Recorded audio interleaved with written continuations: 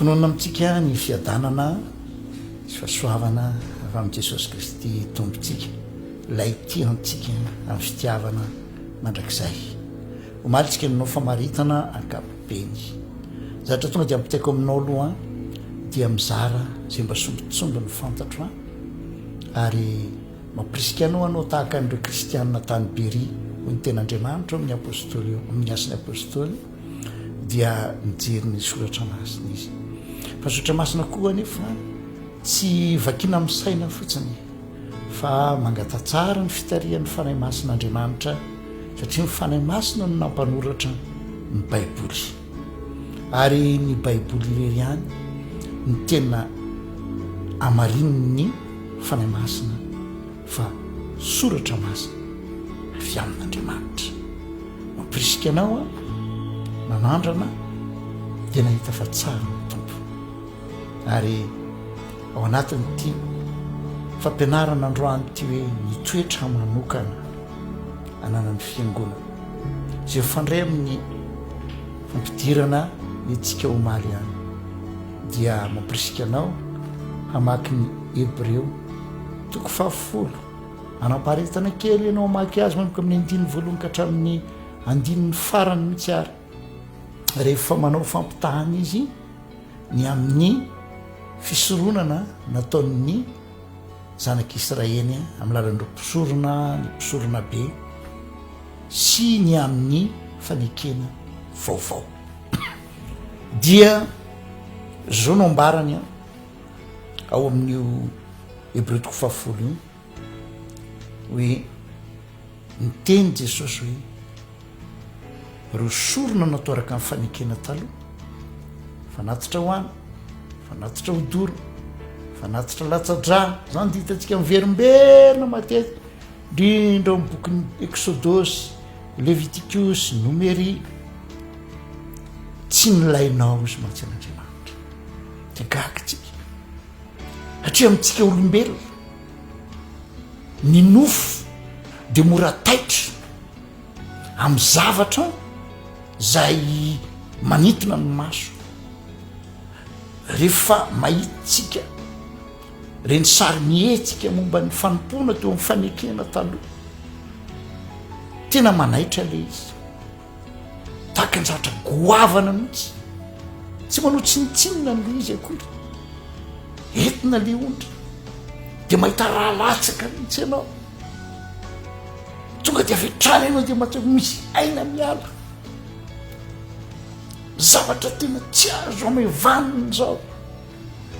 ohatranko itsika matsiaro tamin'ny andro na izy tany Egypta azy sy Andriamanitra namono n'le zanak'ondry izy dia natentina teo amin'ny tolam-baravarana sy ny tatao-baravarana ny raha ilay zanak'ondry na ilay zanak'osy dia izy menakavy nihiboka tao an-trano tao dia voaharo izy nefa ny tany ivelany tena zatra maty sy ravina fa dia maty dolo ny lahy matoan'ny Egyptiana ny zanak'isy le hatrany amin'ny biby fiompy ary tsisy voakasika dio tsika goavana ane zany goavana zany ny amin'ny sorona nataon'ny Mosesy teo amin'ny tendrombohitra Sinay dia miseho teo zavatra mampivaraontsana izy hoe aiza tsony nahitana ohatra zany eo amin'izay zany ny fanatrehan'Andriamanitra ho isika miorory ny tendrombohitra misy afo sy ny sisa sy ny sisa dia isika tsy maintsy zay zany ny tena izy ary zany no mahatonga mandraka ankehitriny mbola misy olona mihevitra hoe mbola tokony hanatitra zanak'ondry anaovana sorona alatsadra zao no nambaran'i Jesosy tompo rehefa niditra tamin'izao fiainany zao ny zanak'Andriamanitra dia zao no nambarany hoe tsy nilainao reny Andriamanitra nasenina taon'ny zanak'Israely nandritra ny taona maro le izy ho fampianarana ho tandindona mandra-piavo ny fotoana zay anatanterahany zanak'Andriamanitra tenany mihitsy ny tena izy reny le nambary aloko ny zavatra ho avy ka ny fiangonana tsy manaraka aloka tompoko mialatsina fa manaraka ny tena izy ary ny tena izy dia nataon'ny Kristy zany mahatonga le fanavahana hoe fanekena taloha testamenta vaovao fanekena taloha dia nifantoka ho an'ny zanak'Israely tsy midika kory zany hoe tsy ilaina ny mamaky ny fanekena taloha fa mampianatra atsika manoro atsika misatra be dehibe hita atsika ao fa raha le sorona ny fisoroana ny lalàna dia naompan'Andriamanitra voalohany indrindra ho an'ny zanak'Israely ary mampianatra iny koa ny olona rehetra ny amin'ilay ho avy ary zay natonga ny Jesosy tompony teny hoe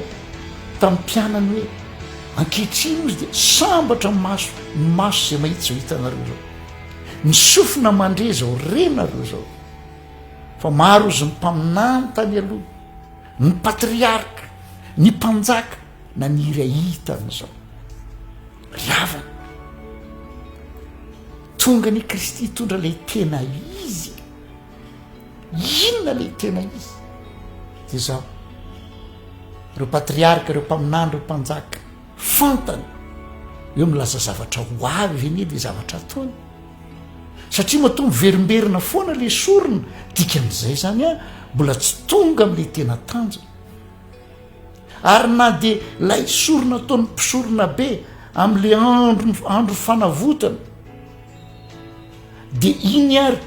dia mipetraka fa manina tsy maintsy averinisa taona averinisa taona satria mbola tsy tonga amin'ilay tanjona lay fenitra tediavin'Andriamanitra dia hoy Jesosy tompo hoe inty aho hanao ny sitraponao inona ny sitrapon'Andriamanitra tsy maintsy hovahany ny olana nateraky ny fahotaniny zanak'olombelona tsy misy famelan-keloka raha tsy misy raha latsaka ny lalàna tsy maintsy ho tanterahana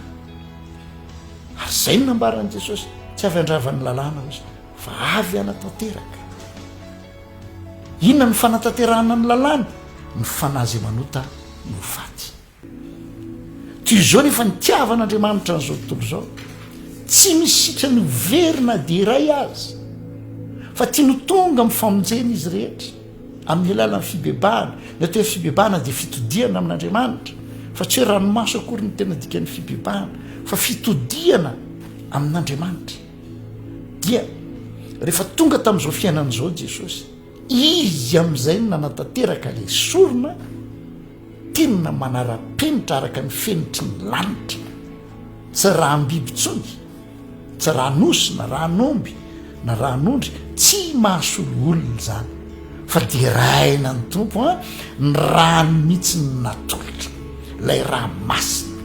le lahy tsy nanan-kelika izy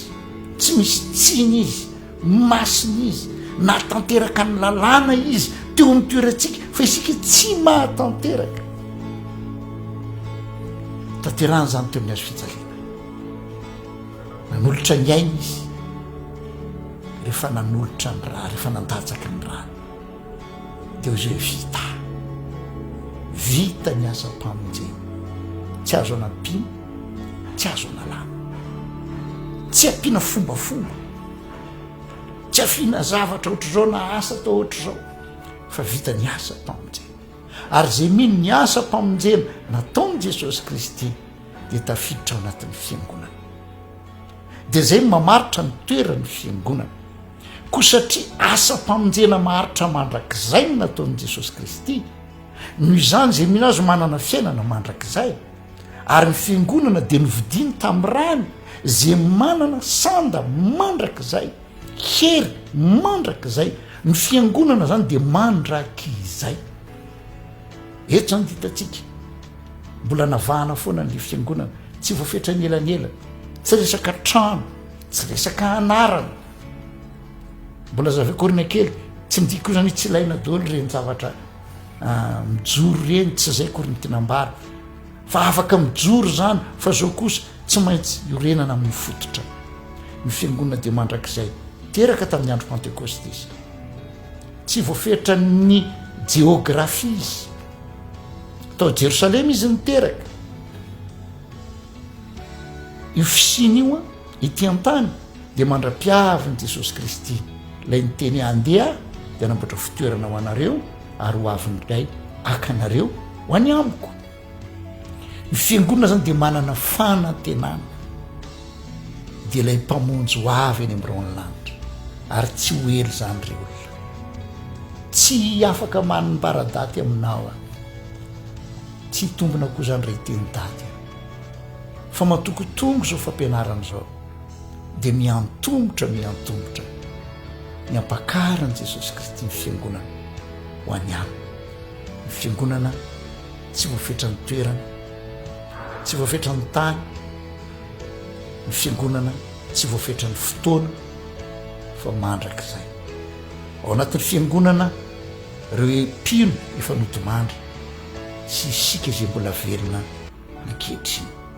Zany mahatonga rehefa ho avy ny tompo dia zay tsika tsy elo lalana zay efa nodomandry fa zay efa nodomandry tao amin'ny tompo aloha no akara no ho hitatsika mitsangana zay vao atsangana isika zay mbola velona amin'izany fotoana zany. Io zany dia mankahiry anao aza matahotra, tsy malemy ny fiangonana. Ny olona no malemy fa ny fiangonana tsy malemy. Ny mpino dia hitanao tsy fitezana maro, ny trano, ny fikambanana, ny antoko-pivavahana, misy zavatra hitanao be dia be mety mahakivy anao. Fa zao noteneniko aminao, ny fiangonana naoriny Jesosy Kristy tompo teraka tamin'ny andro pentekosta novidiny tamin'ny rano zay nalatsany teo amin'ny hazo fijaliana mandrakizay iny. Azo antoka ny fisiny, azo antoka koa ny ekarany. Zay ny fiangonana. Mankahiry anao mananja ny fanantenany azo antoka izany. Mahireza mandrosoatra any amin'ny tompo. Amen.